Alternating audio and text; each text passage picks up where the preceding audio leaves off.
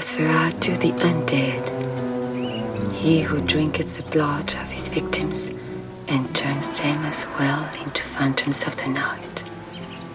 He is as a shadow and hath no reflection.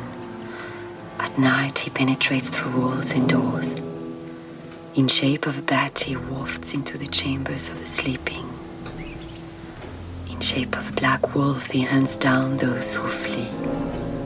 Abandon all hope, ye whom he doth approach. Welcome to Now Playing's Nosferatu retrospective series. Makes men's bodies to quake and their teeth to chatter in their heads.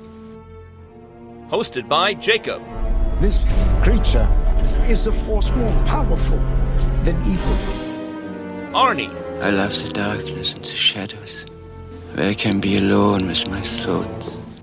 And Stuart. We are scientists engaged in the creation of memory. This episode will contain detailed plot spoilers and strong language.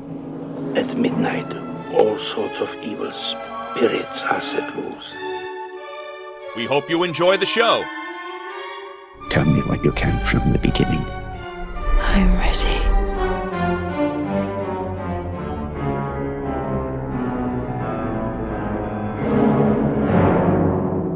Today we're discussing Nosferatu, starring The Crows, Bill Skarsgard, the Garfield movies, Nicholas Hoult, Kraven the Hunters, Aaron Taylor Johnson, Yoga Hosers, Lily Rose-Depp, so mean, Emma Corrin, and Willem Dafoe, directed by Robert Eggers. You're not going to say Speed 2, Willem Dafoe? Well, most of those movies came out this year, so they should all be happy there's Nosferatu, so nobody's going to be thinking about Kraven the Hunter, or the Garfield movie, or The Crow anymore. Those are movies I am not thinking about, regardless of who's starring in this. There was a Garfield movie this year? I had no idea. Wow. He played John in it. Damn, that really went under my radar. It was animated, but he still voiced John. This is Arnie, co-host of Now Playing, and I am ready. I bid you, come to me. And Stuart, but address me as my lord, as my blood demands. And this is the co-host everyone comes to, Jacob. So, Happy New Year, listeners. We are a few days later than usual with a weekend of release. However, it is a free Friday show as we do a twofer Nosferatu reviews this week. Because there were two Nosferatus in 2024, which of course begs the question, why do we even need one? Why would anyone want a 100-year-old silent movie remade?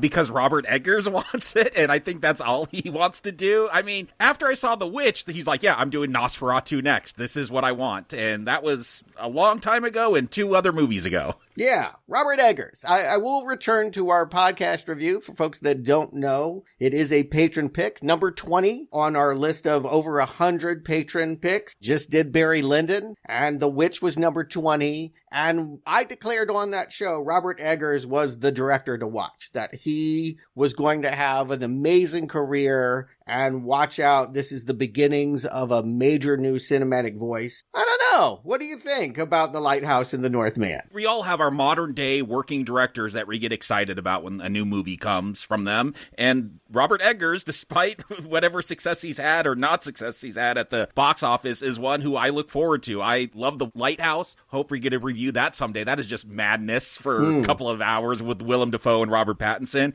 And The Northman, what a weird movie. Yeah. I remember the marketing for that. They're like, here's the next Braveheart. Here's this big epic. And I'm like, no, this is like this really dirty Viking saga, like naked dudes fighting in front of a volcano. With lots of blurry images. Like, I feel like half the movie I couldn't even see. Yeah, I went back and rewatched that one because the other ones I've seen multiple times. That one I had only seen once when it came out theatrically. And yeah, I really like Robert Eggers. He taps into, it's what made The Witch so great, is he gets into whatever time period he's making a movie about. And whatever you think about the plot, you feel like you're in that time period. I'll agree with that. He is, I think, an art director and a graphic designer by trade. And his attention to detail is unsurpassed. You time travel. When you watch his films, The Witch particularly, you go back to a time before there was film. You forget that there is a crew there on set. You feel transported. I did like The Lighthouse. It was a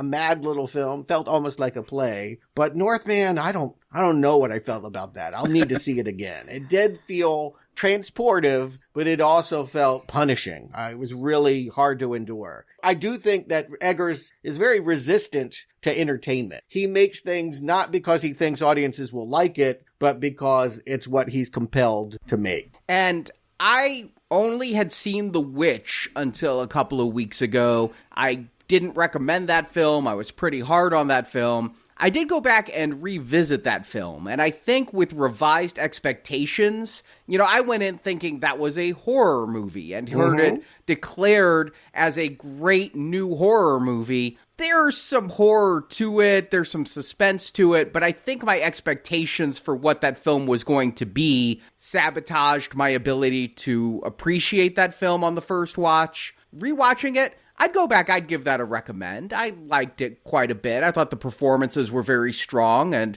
there's definitely art in the filmmaking, and I think you were right, Stuart. I think Eggers was one to watch because people talk about him with almost the same reverency as they do a Nolan.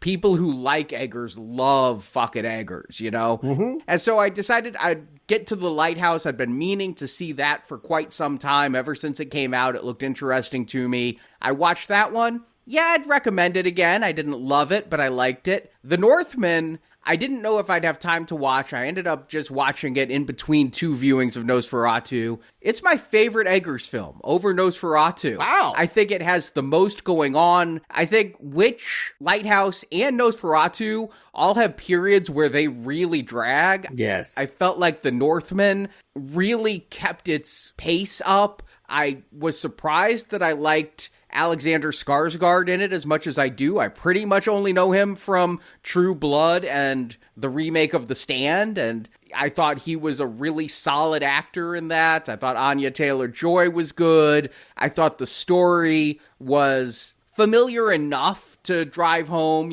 very Shakespearean and such. I didn't think I'd like a period piece Viking film, and I really came around on that one. I went in reluctantly. Yeah, my favorite Eggers film. And then, I did see Nosferatu twice. I went on Christmas Day just for pure enjoyment reasons. I was highly anticipating this film. I thought the trailers looked really good. There was a lot of mystery around it. The marketing for this film has been incredible. Yes, of course, there's a gross popcorn bucket that's a casket with little rats in it. With rats printed on the inside. Yeah, I had to check that one out, yes. Really? Oh, you get rats with your popcorn. Okay, good. That seems appropriate. But there's also this, 6,000-pound casket that they put in some theaters, one of which isn't all that far from me. I was going to take the 45-minute drive to see the casket. Turns out you can't get in the casket. It's too dangerous because the lid is too heavy. If you could get photos in the casket, because I saw some people, they snuck in. They got some selfies in the casket. Of course. If you were allowed in the casket, I was going to go see this casket. You could just buy it. It's only $3,000. No, it's $20,000. That's the bed. Oh, that's the bed. The bed is $20,000. There's a bed? Yeah. You can have your bed be a coffin, or you could just buy a coffin if you think you're going to pass soon, or you know someone else that needs one for a mere $3,000. I just had to bury a loved one. $3,000. Yeah, that seems like a reasonable price. It is a bargain if it is actually able to be buried in it. Yeah, actually it is. Makes me think it's probably not a very good coffin, just look cool. Even the band Kiss came out with a coffin that cost more than that. Yes, I remember that. Wow. The weirdest promotion I saw, and I don't know how this is supposed to convince you to go see this movie, or maybe it's a little reward? I'm not sure, but I went to buy my tickets on the Fandango app, and you pick your seats, and usually the seats that are taken, they're different color square. I noticed all of a sudden they were little coffins. Those those were the taken seats? Like they came up with their own little icon? Again, I'm already buying the tickets. I don't need to be promoted to convince me to buy these, but I thought that was a weird little Easter egg when I bought these tickets. Or maybe it's a threat. Like you're going to end up in a coffin when you see them. You know, and this is the weird thing, because to hear this kind of promotion makes you think William Castle, we're selling those cheesy horror movies from the 50s, silliness, campiness. And Robert Eggers is not that. Unless he's selling out, is the last person that I think would want a popcorn bucket. You know what I mean? Like, he is not... I think it's out of his hands. Yeah, he doesn't want to make popcorn entertainment. That's not what he's about. So he's, again, of another era. I feel like he exists in a pre-civilization time when there were no marketing campaigns. There were no movies. There was nothing but the chaos of nature. He did say that he wasn't coming up with these ideas. No. But he did have veto power over these ideas, and he only let the ones he liked go through. So he is for this stuff. He liked the design of the popcorn bucket. He said he couldn't afford one of the beds, but yeah, he was for this stuff. And yeah, he is an interesting one because he's really into the period. He was fine with the marketing, but when he was asked in an interview I watched, would you ever make a modern film? His exact quote is, "The thought of filming a car makes me sick. The thought of filming a cell phone is just death." He does not want to make anything after World War II. Yeah. Yeah, this is an old-timey period piece. I don't know what the general public's knowledge of Nosferatu is, because they did not show, I think the most I saw of Skarsgard was his eyes in any promotional stuff, and I didn't want to go too deep because I figured, oh, his look is going to be a big deal, but I'm shocked when I go to buy my tickets Christmas Eve to see this on Christmas Day, and there's 3 theaters that are pretty close to me, and almost all of them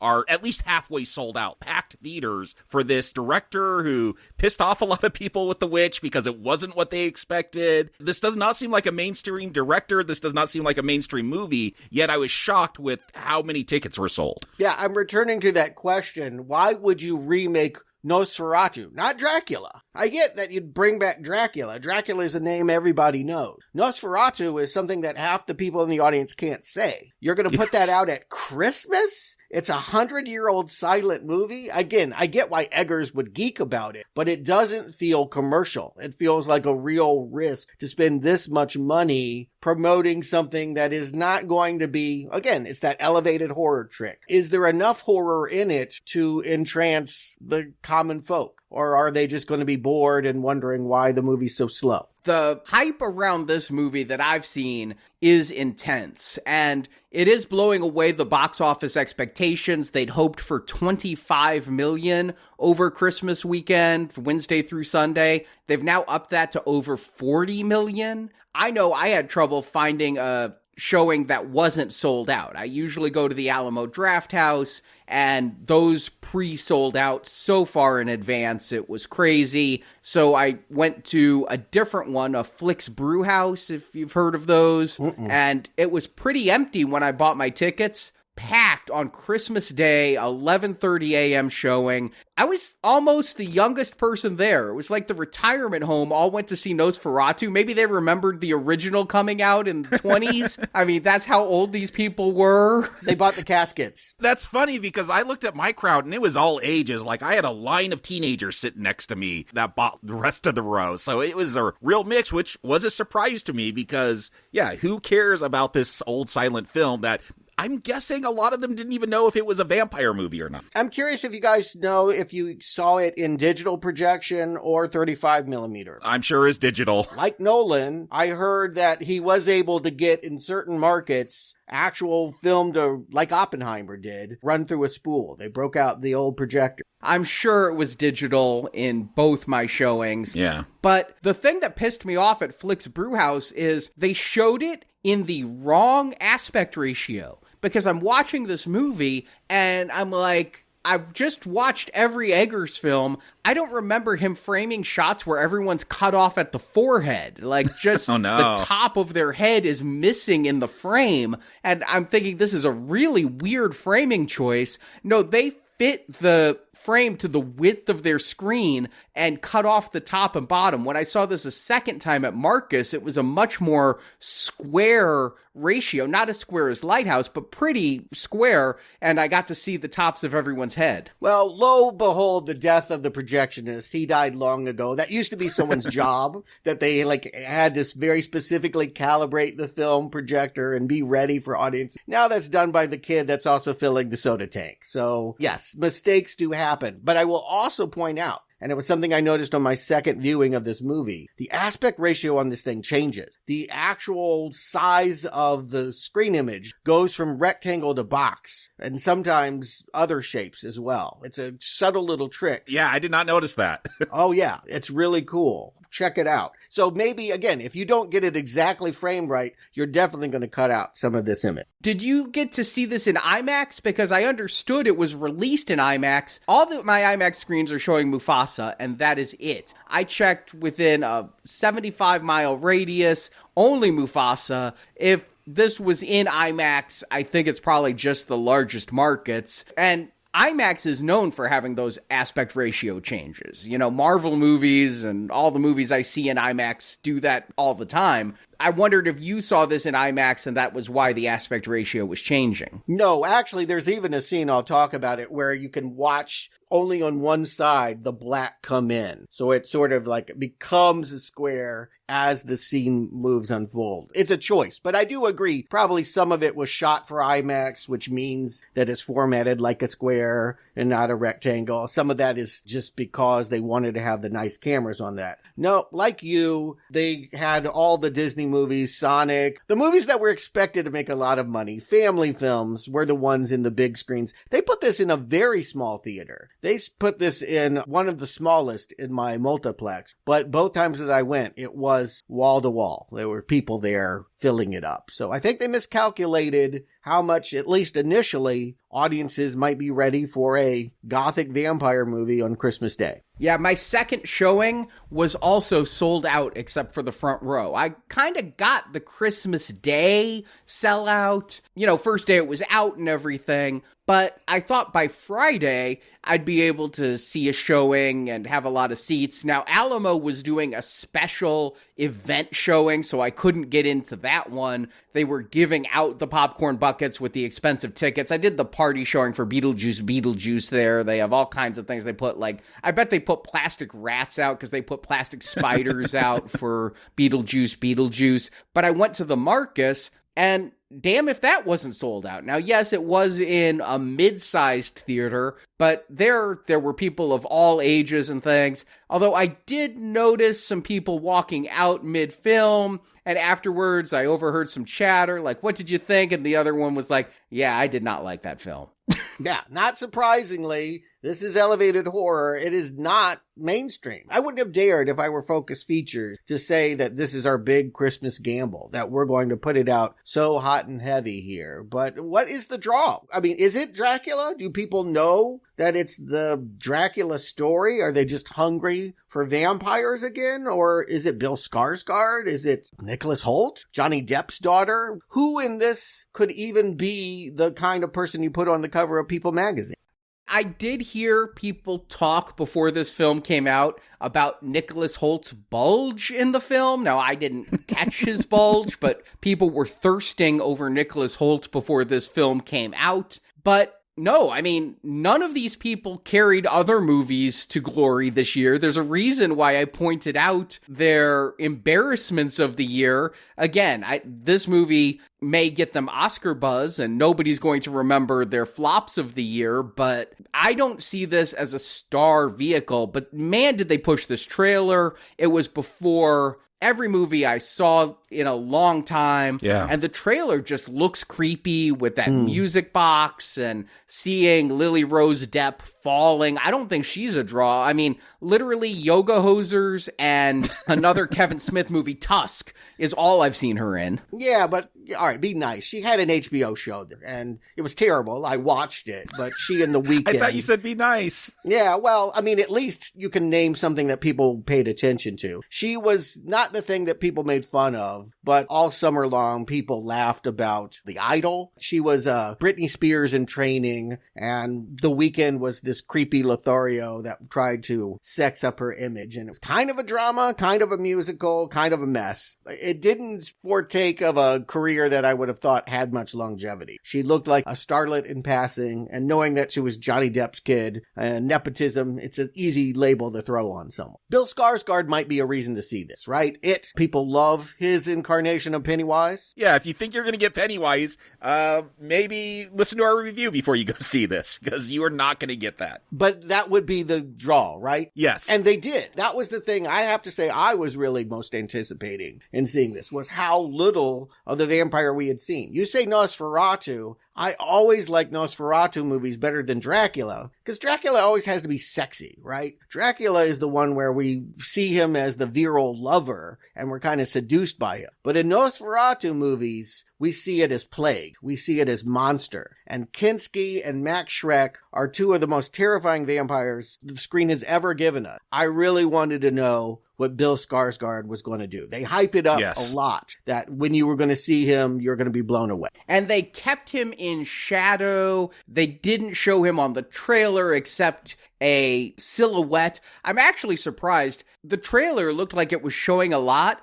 but most of that trailer's in like the first 5 minutes of this film. It's the pre-credits sequence, yeah. Yeah. And I saw people on Twitter, like, I'm leaving Twitter because I can't see Nosferatu until next week and I don't want spoilers. And I'm literally like, this movie's 102 years old. What can be spoiled? Spoiler! It's Dracula. It does everything that Dracula does. They said the spoiler would be seeing what Skarsgård looked like or something. Mm-hmm. And I am going to say, seeing that mustache, that will become a meme, right? People are going to laugh at that stash. I agree with that, though. Like, that was the one spoiler that I was kind of being careful about when I was looking up stuff pre-watching this film, is like, I don't want to see the design. I don't want to see them talking about how they're going to make him look. I think if you've seen that 100-plus-year-old movie, you're going to come into this with certain expectations. To me, the star of Nosferatu is Nosferatu. Like, how are you going to make this vampire look? That was my biggest anticipation. Right. We all know this plot. We've covered it 4 times already. But Arnie, why don't you go ahead and give it to us, and we'll see what's different about Robert Eggers' Nosferatu. Yeah, I am, again, using the same plot summary that I used for the 1922 version,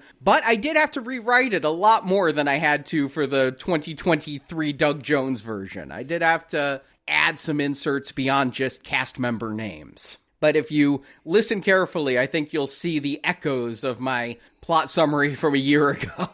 In her youth, Ellen sought companionship, calling out to any angel or demon who could fulfill her. Her call is answered by an ancient evil who ravishes her spiritually and to whom she pledges herself eternally. That being, we will discover, is Count Orlok. We then jump forward to the year 1838, and Ellen, played by Lily Rose Depp, is married to real estate agent Thomas Hutter, played by Nicholas Hoult. Thomas has been sent to Transylvania to meet a client named Count Orlok, played by Bill Skarsgard. Orlok wants to buy an estate in Hutter's town. Hutter goes, enticed by the thought of the big commission, and he ignores Orlok's strange appearance. Orlok makes Thomas sign strange papers in a language Thomas doesn't understand, but Thomas signs, again enticed by the commission Orlok is offering. Thomas doesn't realize he's signing away his marriage and giving Ellen to Orlok. Back home, Ellen has been having nightmarish visions that her husband is in danger and Orlok is coming for her. Ellen is staying with friends Frederick and Anna Harding,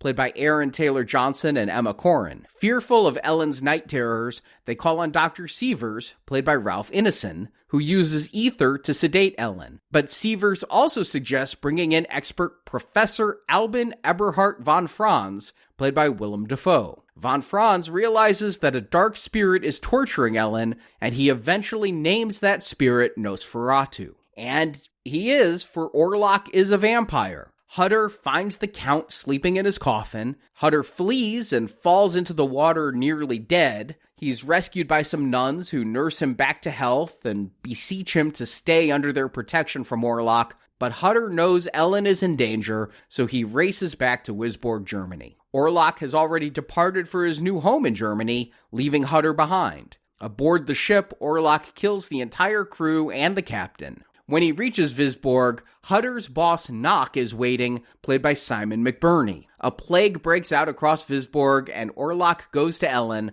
but Ellen must pledge herself freely to the Count. She refuses, so he gives her 3 nights to do so. The first night, Orlok feeds on Anna. The second night, Orlok kills Anna and her 2 children. Von Franz, Friedrich, Dr. Sievers, and Thomas plot to kill Orlok by destroying his coffin, but Von Franz and Ellen both know the only way to really stop Orlok is for Ellen to give herself to him. On that third night, while Von Franz takes Thomas away under the guise of attacking Orlok, the Count goes to visit Ellen. She gives herself to him, body and soul. Orlok begins to feed on her blood, but while drinking from the young woman's breast, the sun rises, and Orlok is killed by its rays. The victory is not without a cost, though, as Ellen dies from her blood loss in the embrace of the vampire as credits roll.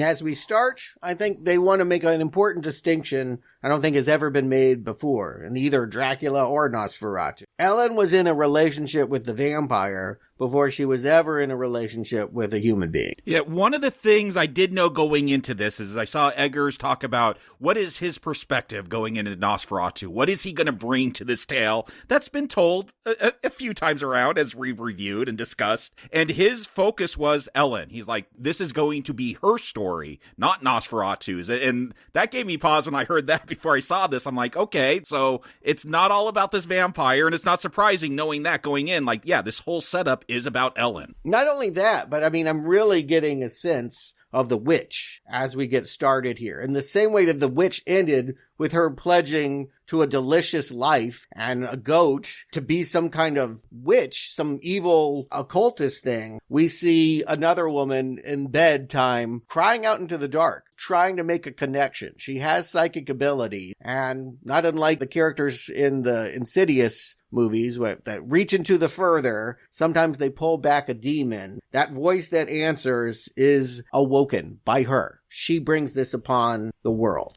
This is a really interesting opening to me. It's really Eggers' biggest contribution to the film is the reframing of the story from Ellen's point of view and making Ellen be the one to bring him into her life. In all of the Dracula stories, including the Nosferatus, it's been her husband who's been enticed by money, who's been making these deals with the devil and bringing in the evil. Here, we're going to get some words of a backstory that she's always been plagued by a little bit of madness and sleepwalking and night terrors, but I'm not quite sure why she is so lonely that she is calling out to just any angel or demon that will have her, but I really think this is a story of a sexually adventurous woman whose libido gets her in some trouble. Oh no, that's totally my reading. And just like The Witch, about these puritanical societies and what are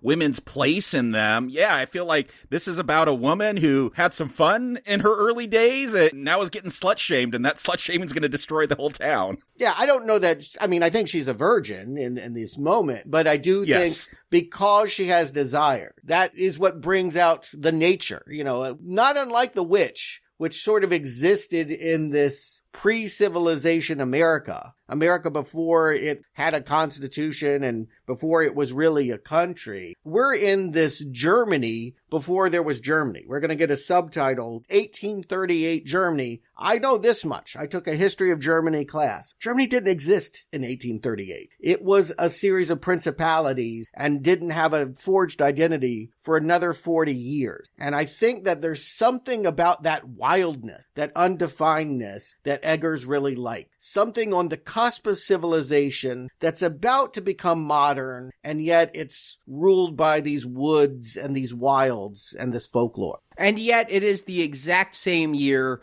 that 1922 film was set in. When I was revisiting my notes there, it is exacting in that way. But that film did not say Germany. It said Wiesborg. And that's the difference, is that by calling it out incorrectly, that Germany was a country at this time, that's aspirational. This is a place that is aspiring for the modern. And you say she's a virgin, but I definitely think we see her having sex with an invisible Count Orlok when she's sleepwalking there. She lays down on the grass or falls on the grass, and she's writhing and moaning and orgasming.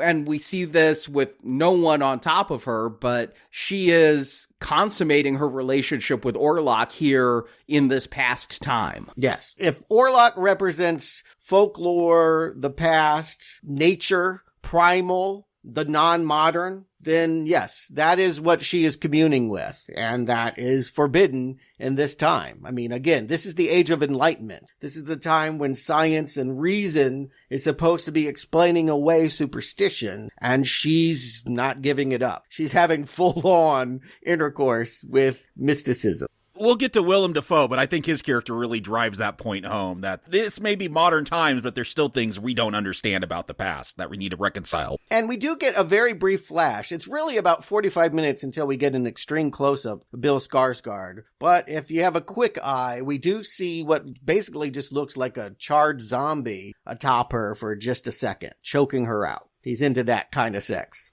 Yeah, I noticed he was choking her. That's when her moans of passion turn to screams, and she realizes this might not be what she bargained for. It's getting a little bit rough for her tastes. It could just be 50 Shades of Nosferatu. Yeah, I do think there's some of that. I don't know if back then they had a safe word or not. She wasn't saying it, but it does seem like she's made a bargain too far when she's woken up this demon who says that for centuries he's been in darkness, and her call awoken him. Yeah, for whatever you want to put it, it is on her that this Wiesborg is going to have to deal with her. And we immediately jump. She's calling out to another lover, this time a human one. Her husband, Thomas, newly married, is getting ready for his big job. And this is usually how Nosferatu begin, with the husband off to work, cheery, unsuspecting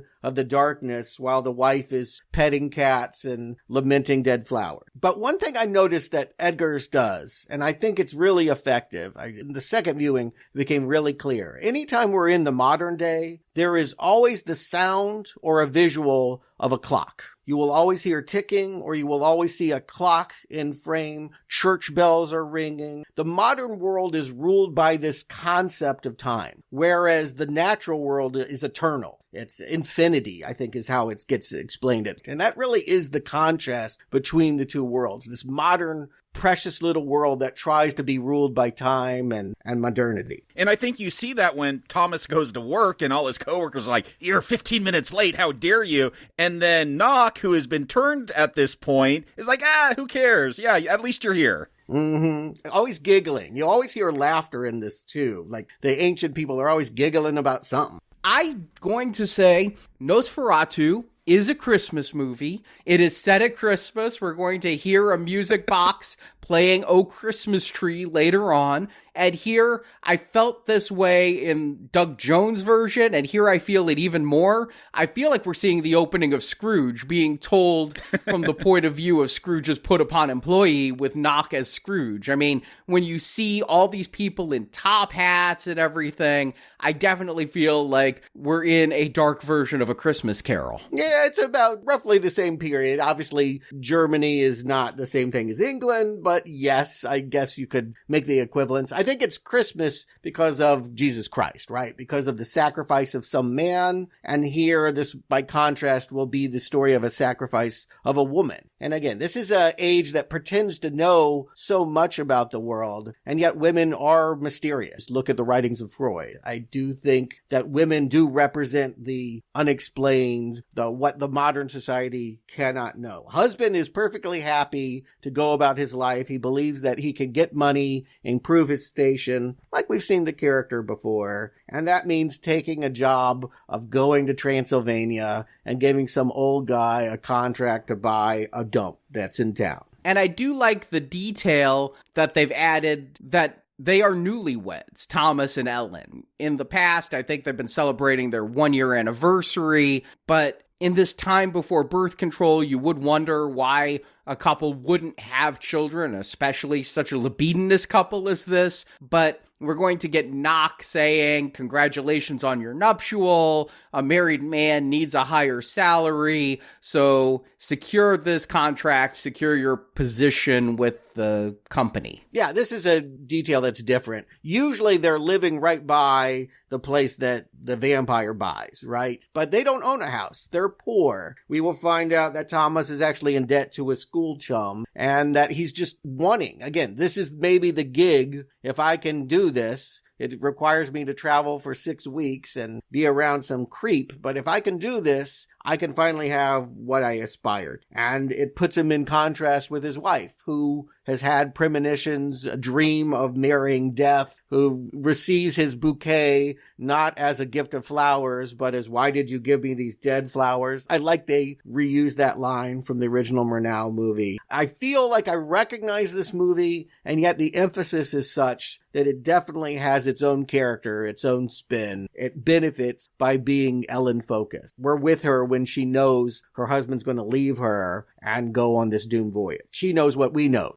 And yet I feel like we've seen that before as well. She's always had premonitions that this was going to be a bad voyage. She's always beseeched him not to leave her. But here it's more emphasized. Yeah, and again, he's like, don't talk about your dreams. Like, I don't want to hear about this wedding where everyone's dead in the wedding party and you're like never been happier to be holding hands with death. Just stop being weird, lady. I married you because you're cute, not because I like what's in your head. And that seems to be the tension of there. He's not really in love with her. She's just beautiful, right? That's what gets commented about her. She's a beautiful woman. She's the kind of wife that you marry that has a certain status. Just don't pay attention to that weird stuff she talks about sometimes, and that he's hoping she'll be silent. He'll pass her off to his friend, and this is where we realize that Aaron Taylor Johnson has a lot to giggle about now that he has escaped the role of Craven. And he very much seems like that, as you described, like, oh, this foolish woman with her delusions, her seizures at night when she's sleeping. Like, yeah, he really doesn't want to put up with her. Contempt, yeah.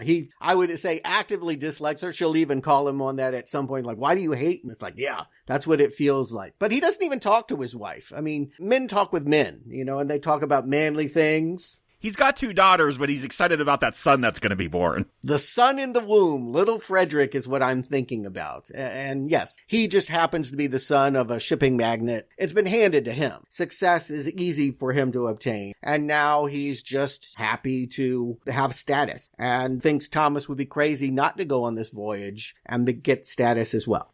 But I do like, again, unlike that first film where Frederick and Anna are just introduced as Ellen's being dropped off, we do get a scene here. We get to see their little girls who are going to foreshadow their own death by saying there's a monster in our room, don't let him eat us. There's a lot of that kind of stuff. Knock is like, oh, when you see Orlok, he's really old. He's got 1 foot in the grave. Yeah, and I think that's sort of campy, but at the same time, I think it sets up this theme about children know about superstition. They believe in old world things, whereas Dad is like, there's no such thing as monsters. I'm a guy of science. I worry about how to ship things around. I don't worry about folk. How did Knock get changed? That's one mystery that I don't think any version has ever really explained. But Knock is crazy from the word jump. And I guess it just came through correspondence, that he just received letters from Orlok that made him crazy and want to get naked and start writing in his own blood. I feel like the Doug Jones version actually explained that best when he gets that letter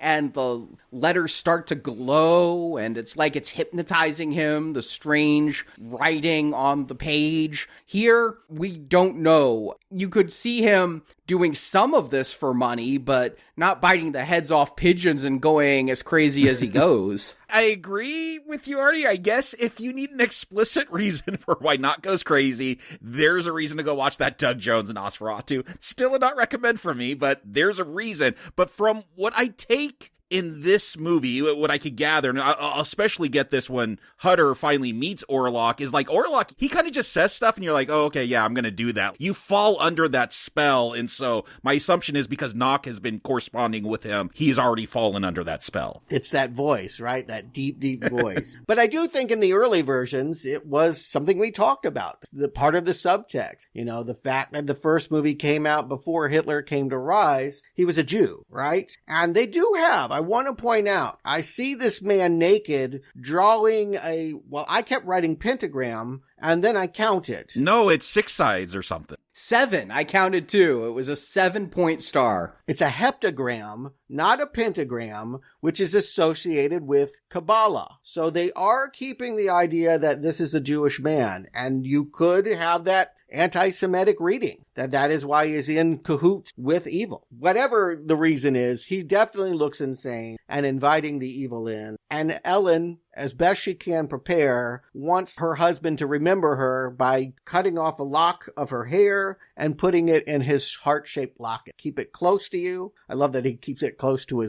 he doesn't keep it to his heart. He doesn't wear it on a chain. It's on his waist belt, yeah. By his dick. Yes.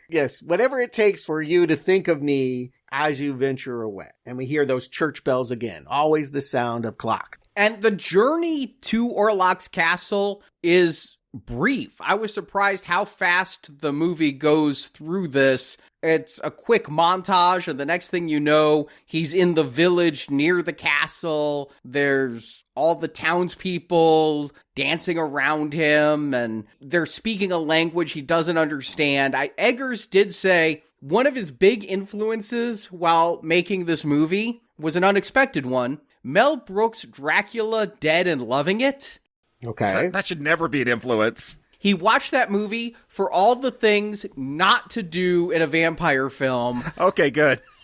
For all the things that people make fun of. And one of them is apparently the townspeople, don't go there, it's cursed, and the guy going anyway. And here he's like, they're not speaking a language he understands. So he's not just ignoring them. He has no idea what they're saying. Yeah, that we all know that cliched scene of guy walks into a bar, says, hey, I'm going to the castle, and everyone turns their head.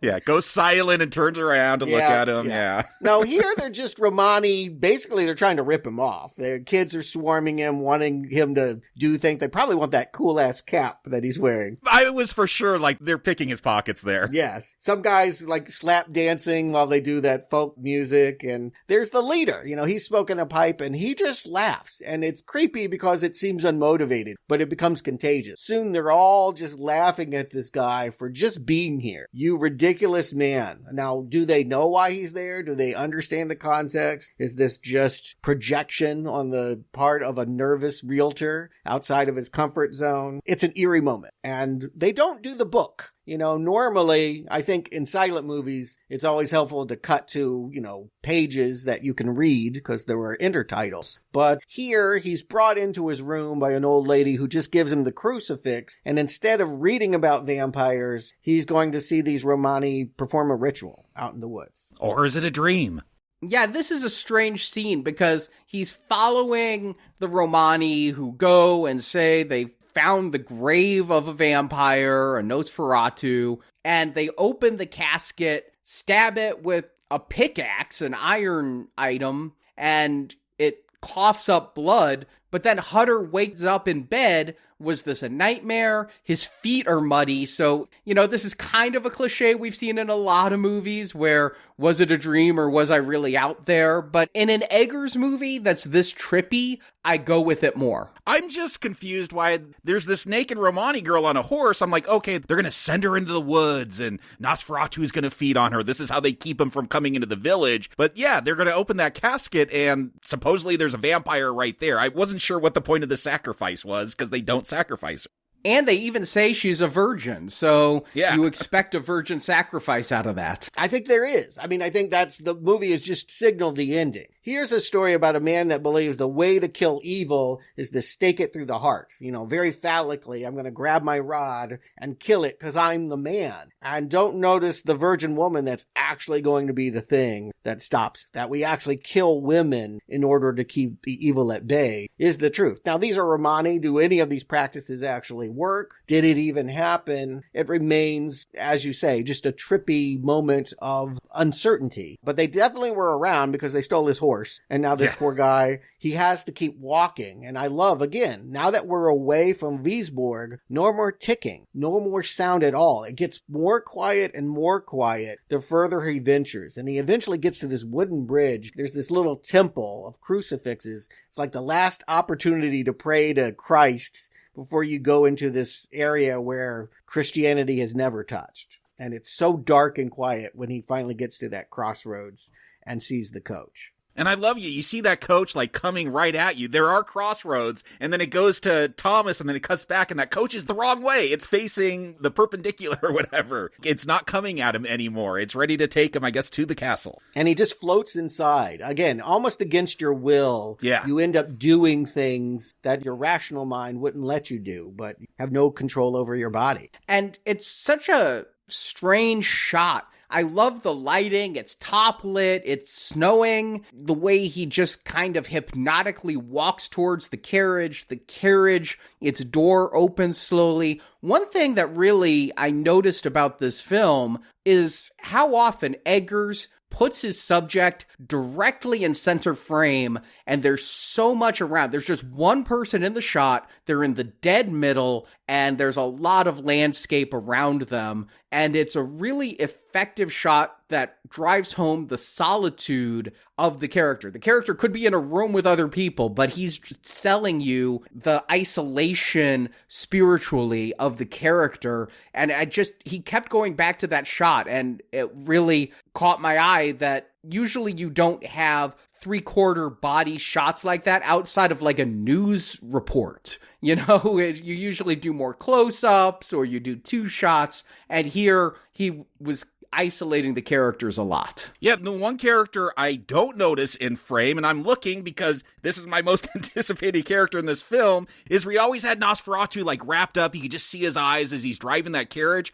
Like the angle, maybe there's someone in that carriage seat. I don't see anyone. I don't see hands holding the reins. I only saw this once. Maybe I missed it. No, it's a ghost carriage. There's nothing there. Okay.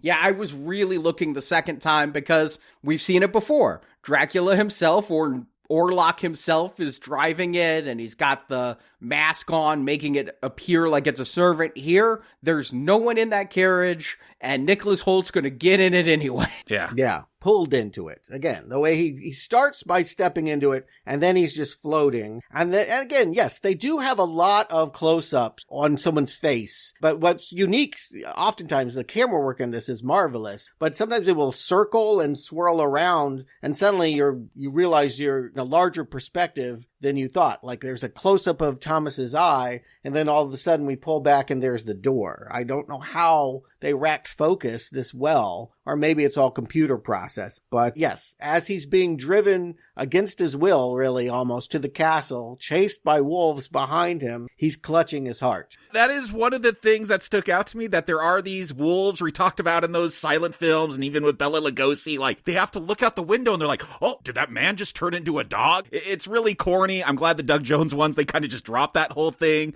I did wonder, Robert Eggers, he loves those original folktales where we see Dracula or Orlok turn into a dog. We don't see it, but he's always hanging out with wolves or hellhounds in this. They do his bidding. And when you're talking about some of these shots, Stuart, when the carriage is going up to the castle, that feels very surreal and almost like an old school matte painting. I'm assuming this is a CG shot. I know they did a lot of location scouting and a lot of location shooting. I think the Czech Republic, if I remember right. But that shot really was an incredible shot. Most of the camera work here is, I think, living up. If you're going to make a Nosferatu film, which, as Stuart has said, is teaching the grammar of film language and camera work, you're being ballsy to say, I can do that. And I think that Eggers, with his shots here, is living up to the legacy of a visually impressive film. And yet, it doesn't feel corny the way that Coppola would sometimes over-dramatize, have trick shots. Coppola loved to do trick shots, and here the tricks are more seamless. I kid you not, when this door opens, he follows the shadow figure in and goes up some stairs. Watch the sides of the frames. They close in. The aspect ratio changes from rectangle to square. You don't notice it. Coppola would have it so that you'd never miss all the things that he was doing, whereas Eggers is working much more on a subconscious level. You could blink and almost miss what he's doing. Yeah, and I don't think I noticed that because I'm looking for Orlok, and he's always so far back. I'll notice at the beginning, and I realize, I'm like, okay, this is not about Orlok because they are not giving us that close-up shot. It's at the beginning here, it's always long ways away, obfuscated. You can't see what the look is going to be. You are late. I hear that Skarsgard trained with an opera singer, that the way that he got his voice so bass was to just like study music. It does not sound like Skarsgård. It really does not. I would not know that he was in this movie. When we finally see him, same feeling. I do not recognize Bill Skarsgard in that. One of my critiques with Skarsgård's performance, or maybe this is on Eggers, there are times Orlok will speak in a different language and they give him subtitles. That's great because I don't know whatever Romani language he may be speaking, Transylvanian, whatever. I wish they always gave him subtitles because he is registered so low. It just sounds like a rumble a lot of the time to me. I had a hard time understanding it. Apparently he's speaking ancient Dacian, which is a dead language, even more dead than Latin, I assume. But all the writing in this that looks like satanic symbols is a real language. All of this dialect is a real language. I saw a historian on Twitter who did like this 25 post thread about all the historical accuracy in the costumes and the hairstyles. I would expect no less from Eggers. Correct. That is his jam. That is why he made this. Let's just call it what it is. He didn't make this to scare you. And I don't think this movie is very scary. He made this to evoke a period and a time and something ancient. He wants to conjure. He is into the occult and alchemy. In the same way that I feel like Osgood Perkin conjures the occult, I feel like he really is casting spells with the way that he's visualized. And maybe that is frightening, but it's not scary in the way that a jump scare, gory horror movie would be scary. It's ominous. It feels otherworldly. You feel like you're looking at something never photographed before. And they're still going to tease you with the look of Count Orlok. They're going to do that for most of the film. And I feel like here we get little shots of him, but they're introducing him bit by bit, maybe a close-up of the eyes. Bill Skarsgard is great as this performance. I understand his voice. He took it down an octave, and there's very little digital enhancement. Now, thanks to Now Playing, there's an ADR recorder I've been talking to on Twitter, and there's always more than you know. They'll sell that the actor does the voice like Tom Hardy does the Venom voice, yeah, but they up the bass and they add the rumble and do some tonal shifting. But while I love his voice and his delivery, they went for a look with Orlok here with that mustache and the heavy cloaks and everything. Eggers really wanted it to look like a Transylvanian count from hundreds of years ago. It looks like Vlad the Impaler if you look at those old paintings. He's got that mustache. That is the shock, is that Max Schreck looked like a rat. He looked like vermin. The teeth. And Kinski mirrored that and even took it up a notch. And Kinski's so crazy, you believe he would kill you. I don't get fear off this performance. And I do think that it changes. I mean, this next section is really about the seduction of Tom. I do think that he's got an awesome bite. I think that his method here... We're not biting necks. Yes, going for the heart itself. There's a crunch and a slurp that's notable, but I don't fear this Nosferatu. I mean, even Doug Jones, I think, had a scarier look than this apparition. And that makes me question why Thomas is so afraid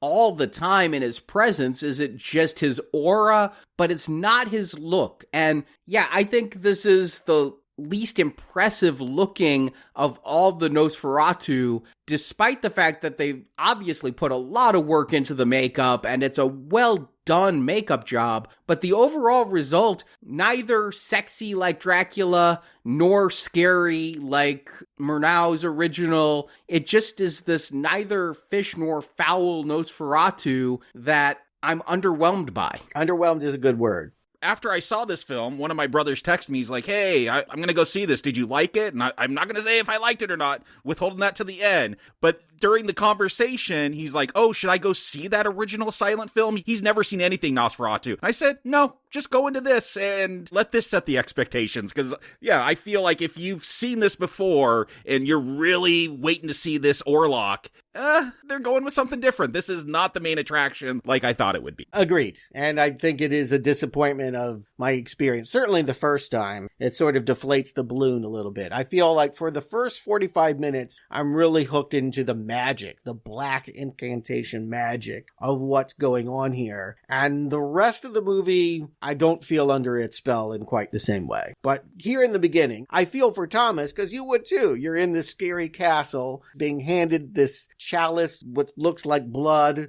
being told that don't worry about those band of gypsies, that they just believe in morbid fairy tales. And I think this is an important quote. I can't wait to live in a city of modern mind that knows nothing of or believes in no such morbid fairy tales. Again, he preys upon the modern world because it doesn't believe in mysticism. That's the power and the hold that he has over you. As long as you deny its existence, if you believe in enlightenment, you don't believe in the monster in the dark. And thus you will be always the monster's victim. And yet, Orlok was awoken by Ellen years ago. He's been in that castle. The Romani there are obviously hunting vampires and staking them while they sleep. Is Orlok fleeing them? Is he afraid that they'll get to him at some point? Or is it just his lust for Ellen that drives him? I'm left wondering a little bit. I do think part of it is, like Stuart said, I want to get around these modern people that will not suspect anything of me. I'm sick of these Romani marching their virgins out into the woods and spoiling my fun. Yeah, they have not modernized. These people understand me and they keep me trapped. The way I see it is I'm trapped in my castle because of them. I can't venture out too far because they kill my servants. They know my tricks. And I want to go to a place where it's Christian. And we have Ellen and Anna, they're walking on the beach. And Ellen's trying to explain her condition. Do you ever feel like you're under the power of someone, that you're being puppeted, that there's this darkness that grabs you? And Anna's just like, oh, that's just God. Just think about Christmas. The gentle breeze of heaven is, I think, her quote. She wants to keep framing things in terms of the way the Enlightenment framed it. Like, just believe in your Christian God and you won't have to worry about any of this voodoo stuff. What's really troubling is they bring this doctor in, Ralph Ineson playing it, who is the father in The Witch. And there's this really disturbing moment where they're like, just give her more ether. And then he puts the cloth over her face so she passes out. That was just so troubling to me for some reason. The callousness of these doctors, just drug them up more. Oh, and I love that it's like also make her sleep in her corset. It'll help with the blood flow and the posture. Yes. Again, you see it. It's very clearly the Age of Enlightenment. For all that it claimed to know, it knew nothing of women, and it knew nothing of the natural state of women, their lusts, their sexuality. And to deny that is to deny the beast. They're playing into it by just saying, be quiet, woman, be in your corset, breathe this ether, don't moan in ecstasy when you think about what's in your loin. Yeah, that's definitely the conflict. Again, you could make the argument, like The Witch, that there is no real evil here. It's just female sexuality. It's just female's natural state that is so horrific to this Age of Enlightenment that they can't bear it. And that it ends up spreading some disease. I guess you could extract that as a metaphor for venereal disease. But Tom, he basically keeps getting bitten. I think he's a vampire, right? He wakes up with one bite and then he drops the mirror and there's rats at his feet. He gets the contract signed, and I really love the way that they filmed that. It feels feels like he's not selling real estate. He's selling his wife. At the same time that he's putting his signature on there, he's been handed this sack of coins and had the locket removed from his waist. It really feels like he just sold Ellen. Yeah, that's the big moment is where Orlok sees Ellen and that, oh, let me see that. What a beautiful neck, all that kind of stuff. Yeah. Here, he takes it, and I love that, like, Thomas will just be like, he never gave it back to me. He just kept that locket, which is very telling. And he even smells it in there as like lilac, which again was how she described her dream of getting married, was that it smelled of lilac. That this guy knows his wife. He senses that. He knows that something bad has happened, which is why when he wakes up with a second bite, he's ready to do what the Romani did. I'm going to go find an axe. I'm going to go find this guy. I'm going to kill him. And this is where we finally get an extreme close-up. He finds the coffin. He rips off the lid. As the sunlight is fading, we get one very long shot of Bill Skarsgard. To me, it's Vlad the Impaler. It looks like a person, a human being. You know, before he can put the rod in him, Orlok stands up and we see his rod. Yeah, he sleeps in the nude, but yes, he flees because the wolves are coming and steps on a ledge. In each telling of Nosferatu, the reason why Hutter doesn't make it home before Orlok is a little bit different. Here, he's gonna slip off a ledge, fall into the water, almost die. But no, not before he's bitten. I mean, it's worth pointing out, before he goes out that window, he's in bed, lifted up, levitating, crunch in the chest. He is bitten 3 times. He is infected. By this point, by any standard, he would be a vampire. But the other big difference I'm noticing, not that there's not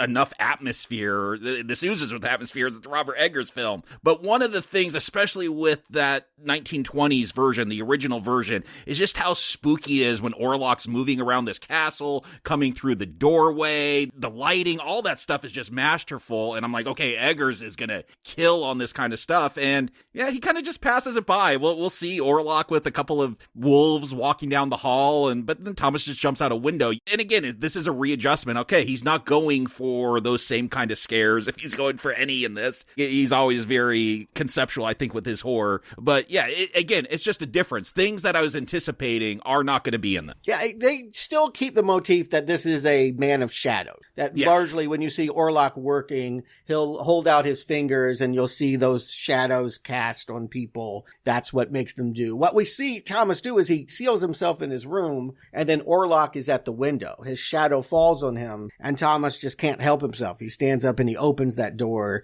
and he invites the dogs and Orlok into his bed. So again, it's the idea that the shadows will control you. But in order to get away from those wolves, yes, he ultimately runs on the ledge, falls out, washes ashore downstream, and is saved by nuns. I think the reason why he never grows fangs. Yeah, why he doesn't change is that church treats him. Yes, it is Mother Superior, whatever voodoo the Catholics have, they get the vampire out of him. And they know about Orlok. They even say something to the effect of that he is someone that has found a way to make his corpse walk around, and don't worry about him going home to get to your wife because he can't leave his soil. He is forever trapped in the soil in which he's buried, so you don't have to worry about Ellen. He's going to be stuck here. This whole adventure is really about how a vampire tricks the mythology to allow him to extend beyond the limitations of local folklore, right? How do I become an urban legend through the power of Thomas and through the power of Ellen? I think the movie is great when we're seeing all of this stuff, and I have to say I lose a lot of interest once Dr. Seavers and Willem Dafoe show up. I feel like there are just a lot of talking scenes that slow down the pace of this movie. They're less scary. I think they try to counterbalance it by showing the stuff on the boat, but that stuff is really done in very fleeting terms. Yeah, you're not going to get that stiff as a board rising up from the grave on the boat. That is not in this. The boat is just 3 scenes. We see the coffin loaded up. We see the captain go down and see an infected child dead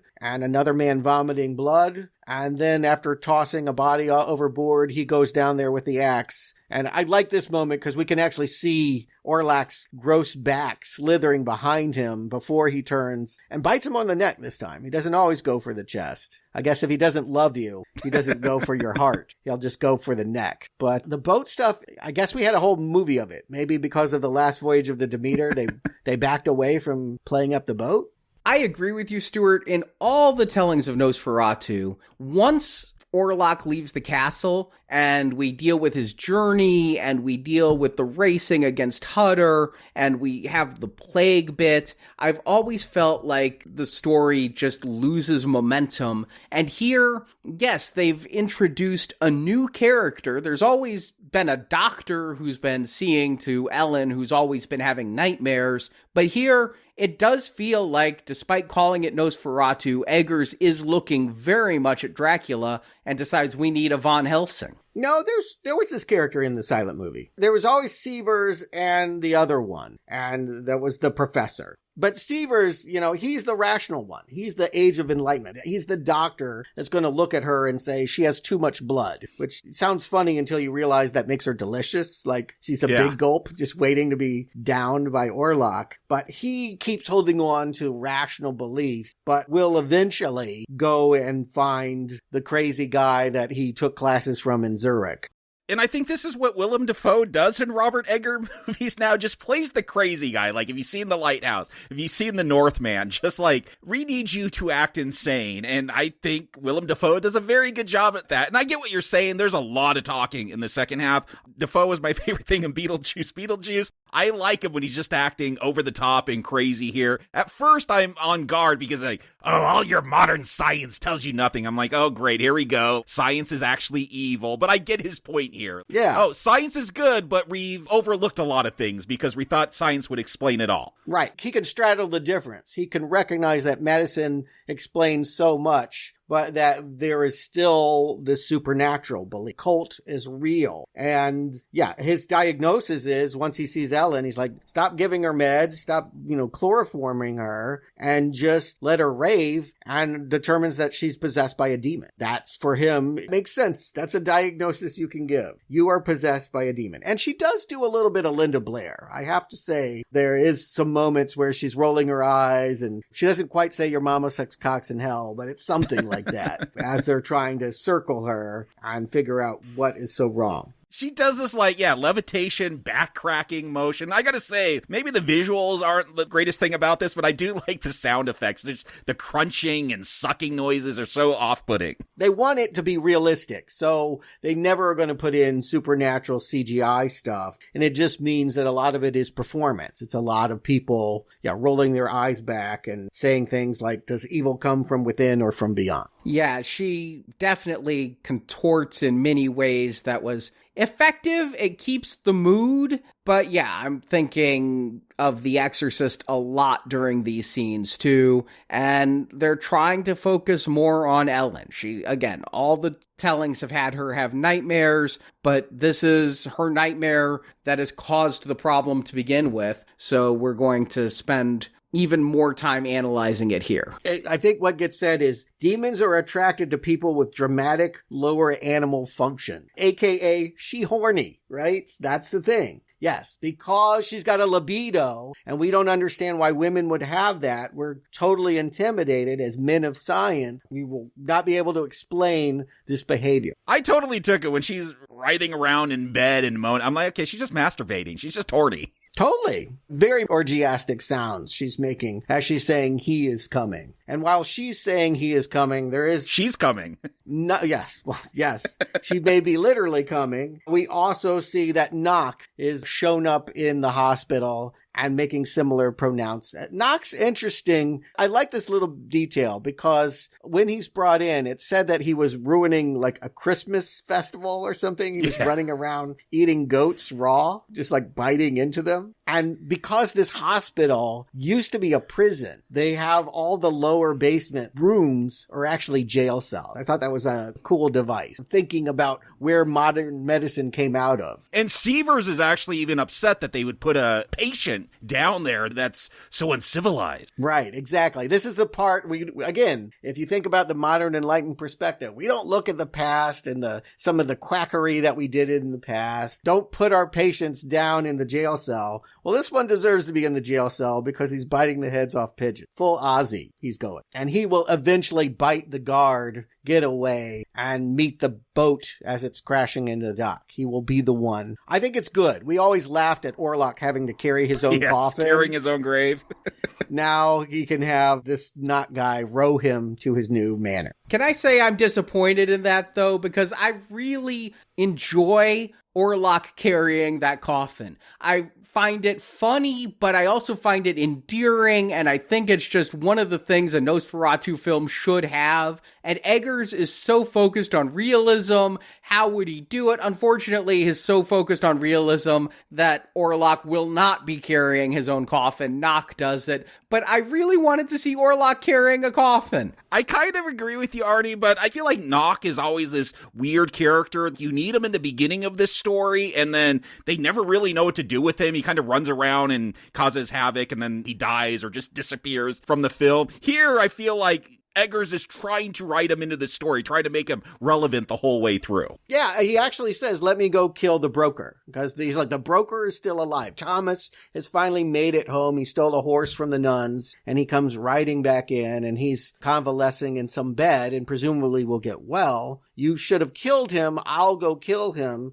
Yeah, we see Nock actually on all fours. He has become the dog, right? Like he is now the dog to Orlok now that he's living here in Wiesborg. But Orlok makes something to the effect of, that's not the rules, right? I have to honor their wedding vow, and she has to break it. She has to be the one. You can't kill him. You have to have her willingly leave the marriage. Divorce has to be what happens. So yes, Nock can't go kill Thomas. He ends up not having much purpose for the rest of the movie. No, and it definitely feels like a Renfield more so than Nock has in even other installments where he's begging Orlok for attention and Orlok's beating him down and he's eating the other animals. I just get a lot of Dracula off this. I get a lot of Francis Ford Coppola's Dracula off of this. When it comes to the styles, some of the score feels like it's hearkening back to that score from Coppola. I just feel like these two could be watched in a double feature and fit very well together. This feels like the most Dracula-y of the Nosferatu, even though the 79 one renamed Orlok as Dracula. But within a very important distinction, and that is, I think Coppola gave us permission to laugh. When Gary Oldman is wearing kabuki hair and red robes and walking out stage right and then coming back in as a shadow stage left, there's something kind of giggle-inducing. I'm with you, Artie. I am thinking about Coppola's Dracula a lot during this because of how different they are, not because they're similar to what you're saying, Stuart. There is something I appreciated about the campiness of that film, and I think that kind of comes through with that 1920s version of Nosferatu. How could you not have it be a bit campy when you have this guy with rabbit teeth running around biting necks? There is something to that, and I'm not that I would ever expect that with the Robert Eggers film, but I'm noticing I'm missing that. I kind of like that camp with this story. There is humor here, but it all comes from Dafoe. It's Dafoe saying things like, I've seen things that would make Isaac Newton climb back into his mother's womb. I love that line.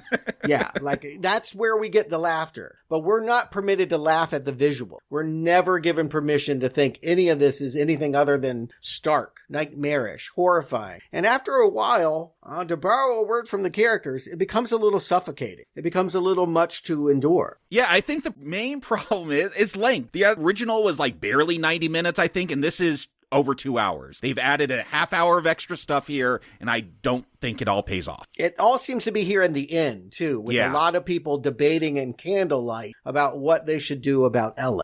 As for Dafoe, I do like how they make him stand out. Everybody seems to be dressed in just these all blacks, but they give him brown coats and everything. He just looks very different than everyone else. I also always thought of Dafoe as a very tall person. He's the shortest one.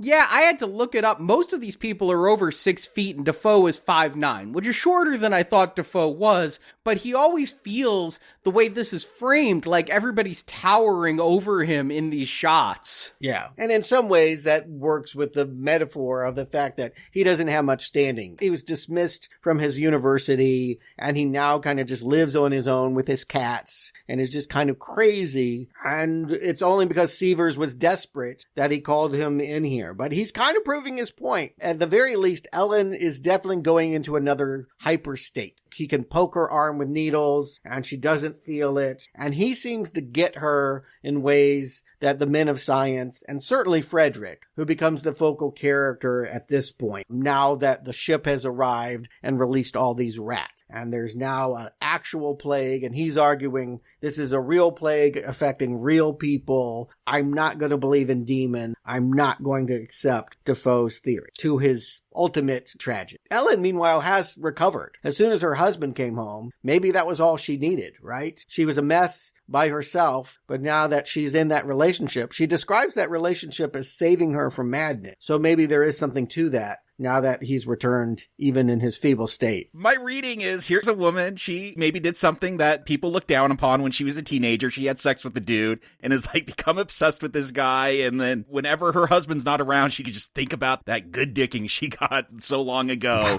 and when the husband comes back, she could calm down. Like, that's how this feels to me, though. Here's someone that, and I'm not blaming her, this isn't a slut-shaming thing, but here's a woman who had a sexual experience and wants to get back to that. Men do that all the time. So why can't she? I don't know that she had a sexual experience, but her father did say she was sinful and cast her out. Yeah, it came off very much like she had sex. It may have just been masturbation. Oh, come on. There's the scene later on when Frederick kicks them out because, honestly, they're house guests who have stayed too long, and first Ellen was sick, and then Thomas was sick. But when they get back to their own house, she gets on her knees and looks up at her husband and says, "You could never please me as he could." Yeah. That's what I'm saying. And then he goes at her. No. Yeah, metaphorically, she fucked the darkness. Absolutely. I get that. You're implying that if we don't look at a supernatural reading of this is just about a woman that was promiscuous in her early days. There's no evidence. I will tweak what you're saying slightly. She is able to act like a proper 19th century lady when her husband is around. And when her husband is not around, she's feral like her cat. She's wild and her natural sexual instincts kick in. And to many people, that looks demonic, sick, unhealthy. Yeah, I'm not placing judgment on whatever kink she's in. I'm not passing judgment. I just think there is a reading. It's not my attitudes towards women. It's society's that we're looking at. It's the point. Yeah, it's what Eggers is saying about the society. Why they should be killed. Why they will be wiped out. They do not understand women's sexuality. They demonize it and they are punished for it. But we finally get I think this is the only time in any Dracula Nosferatu that I've seen it turn into this sort of 3-night deal. You know, Orlok comes to her, she opens the window, she's trying to sleep with Anna and Crucifix, but he appears in the room and basically says, "I'm just your thirst. You're the one that wants me." It's almost like a gaslighting, but he's like, "You're the one that wants me. I just thirst for you." And she insists she would rather have her husband. So he's going to give her 3 nights to change her mind before he kills Tom. And that feels new to me. It is new. It's also the first time she's had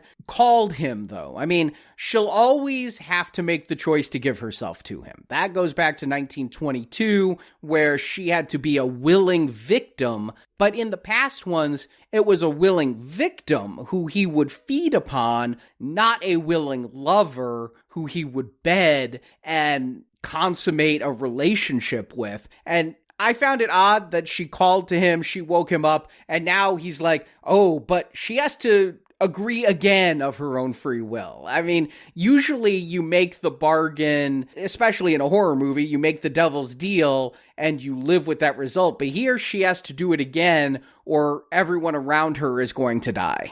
There was no Thomas before. She cheated on Orlok. She got married with Thomas after committing to Orlok. So now that's what he was saying. I can't kill Thomas. I can't have Nock interfere with this. She has to divorce that relationship in order for this to be what we were. But yet, on that third night, he's going to kill Thomas, is what he said. I'm going to give you 3 nights, and then I'm going to kill the one you love. Yeah, and he is ill. We definitely see that he is looking as bad as she was a few days before. Bedridden, tooting, babbling. The nuns haven't fully taken the sickness out of him. And again, rats are scurrying through the streets, and as they're being sent home, you do see so many people burning their things, corpses and coffins being carried through the streets, street preachers talking revelations, fire and brimstone. It is starting to feel really apocalyptic here in this modern society. The hospitals are overrun. They're even talking about quarantining the whole city, and it's going to be a real COVID situation. And Frederick wants to get his wife and family out of there. Anna was found on night 1 bitten by rats and is now looking sick. Yeah, he's going to break the quarantine he himself ordered.